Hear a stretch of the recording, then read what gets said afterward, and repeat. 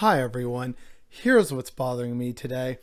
It's a new place, which means new background, and there's a whole bunch of chaos going on and new noises and different weird lighting. So this is me currently making the best of a bad situation. But with that, it's time we finally get back into this, because now the 2 weeks of scheduled uploads while I was getting ready for move and everything, that's over. So now let's catch up with all the horror shows that we've missed, shall we?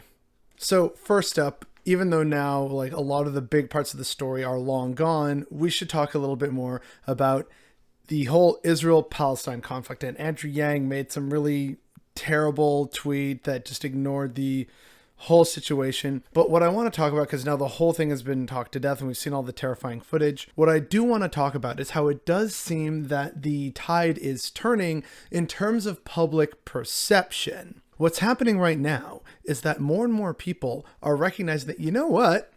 Israel might be the bad guy here.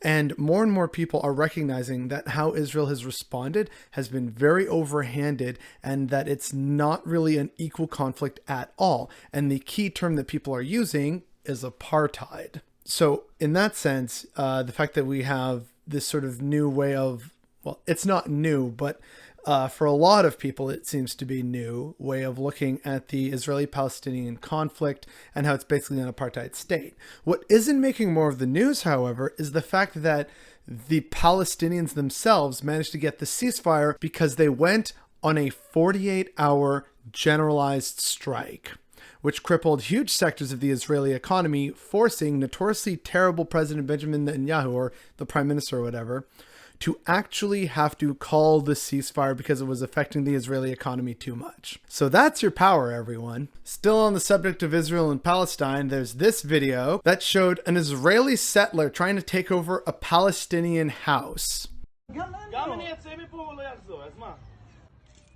Jacob, you know this is not your house. Yes, but if I go, you don't go back. So what's the problem? Why are you yelling at me? I didn't do this. I didn't do this. But It's easy to yell at me, but I didn't do this. You are stealing my house. And if I don't steal it, someone else is going to steal it. No one is allowed to steal it, يا عمي. זה לא שלי להחזיר. So what, you're the good thief? Like, oh no, look, I'm going to steal your home nicely. Whereas they might come in and actually beat you. I'm just telling you to please leave a home that you've lived in for generations. Like, how do you get to the point in your mind and your outlook that just openly walking over and knowingly stealing someone else's home is, no, this is fine, this is okay? That is beyond fucked up. No matter who you are, I think we should all be able to recognize that. And still on the subject of Palestine, according to Vice News, CBC journalists were told they can't cover Israel-Palestine after demanding fairer coverage. More than 2,000 people signed an open letter saying Canadian media outlets tiptoe around coverage of Israel and Palestinians. Two journalists from Canada's national broadcaster, the CBC, say they've been barred from covering the ongoing violence in Israel and the Palestinian territories after signing an open letter calling for more nuanced coverage. This was definitely a thing that made the news a while ago about like a lot of people demanding fairer coverage for Palestine, and many are being directly punished for it. These are people who went to become journalists and to actually, they care about informing people and educating people and bringing to light certain injustices and stories, and they are being punished for holding true to their values and principles. This once again shows not only that, pay attention, because you'll see that media is only allowed to criticize or support certain things. So that should make all of us be a little more aware of the media we consume and what they are and aren't allowed to tell us. But it also shows the absolute mountain of progress that still needs to be made, and the amount of information that still needs to be disseminated to people because the mainstream media won't do that for us. Next up, in other terrible stories, we have the fact that Greyhound has officially shut down all bus service in Canada. I think it was either last year or the year before, possibly even the year before that. They completely shut down they completely shut down service in Western Canada, which really affected a lot of communities there. And then this year, the pandemic was the death knell for it, and they killed service across Ontario and Quebec. So now lots of people are saying, look, the government should just come in, buy this on the cheap, and service communities, like make it, via bus or something, or start a new government crown corporation. Do something to help the people, because people need buses to service their remote communities. This impacts a lot of people, whether they're Indigenous or poor rural white people. Like, this is a problem that needs solving, and already the government is just kind of hemming and hawing, and it's not good. And again, we're like, I don't know, not even halfway through this crap. And then there's also the just kind of laughably hilarious tweet from Conservative Party leader Erin O'Toole saying on the International Day Against Homophobia, Transphobia, and Biphobia, he said this tweet of, "There's no place for hate in Canada. On International Day Against Homophobia, Transphobia, and Biphobia, we remember the struggles that members of the LGBTQ2 communities have faced and recommit ourselves to inclusivity, kindness, and most importantly, action." Now, again, on the surface, this is a good thing, right? Okay, he's showing that he actually is trying to reach out to show, look, no, see, the Conservative Party has changed. And yet there are how many members in the Conservative caucus who actively fight against this and say, well, we should totally bring back the abortion question, and we should totally consider getting rid of this whole homosexual nonsense. Like, there's people in your caucus who are like this. You have also very readily shaken hands and shown unwavering support to provincial leaders such as Jason Kenney, who are firmly against this stuff and proud of their bigotry. Jason Kenney was proud of the fact that he kept gay partners from seeing each other in hospital because, well, that's not proper policy and it's against God's way. So please spare us these platitudes. We know what your party is. And once again, because this is basically a sum up of all the news I didn't get to cover and make actual videos for, so we're just kind of breezing through these. There's this horrible news story from BC where Indigenous girls as young as 10 years old were given IUD birth control.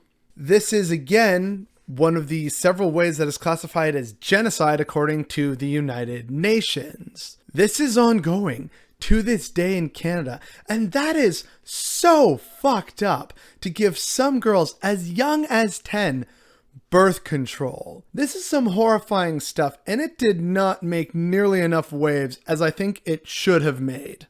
What's also horrifying is that after they did this, they didn't ensure that these girls, again, like not all of whom were as young as 10, but some were very young. They didn't actually ensure that they had proper follow-up care, which if you're a woman and you have an IUD, you know that that's an incredibly important part of having an IUD. In so many ways, we have and continue to fail Indigenous women and commit genocide upon our Indigenous population. And yet people seem to think that, oh yeah, no, see, we totally said we were sorry and we're beginning reconciliation.